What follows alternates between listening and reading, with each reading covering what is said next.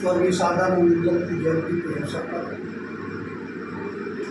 यहाँ उपस्थित भाई व्यास गोत्री, मजदूर सभा के प्रदेश अध्यक्ष जी बब्बन यादव जी, कन्नौजिया साहब, आर पटेल जी और तमाम सम्मानित नेता।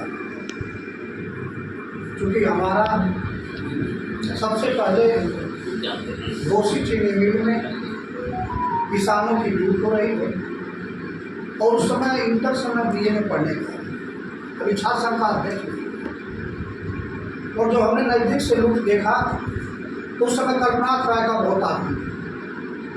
हमने सारे साथियों को बुलाया और निर्णय किया कि हमको कल्पनाथ राय की रवि नहीं हुई। और इसके बाद ठीक उस दिन कई तालाबों में हमने सब खोजा, नहीं मिला तो हम काला झंडा लेकर के और जाकर के नारा लगाए कि गन्ना चोर कमीशन चोर, कल्पनाथ राय वापस जाओ।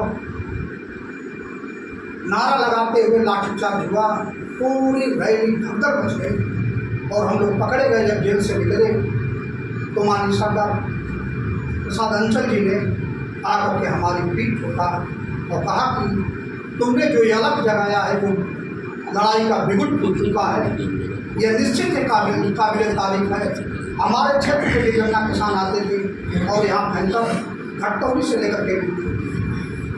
दूसरी बात, जब नई बाजार कट रहा था और उस समय मैं आंदोलन चला रहा था, संयोग से हमने सारे लोगों को ऐलान कर दिया 36 घंटे सड़क जाम थी और सारे अधिकारियों को हमने भगाने का काम किया था।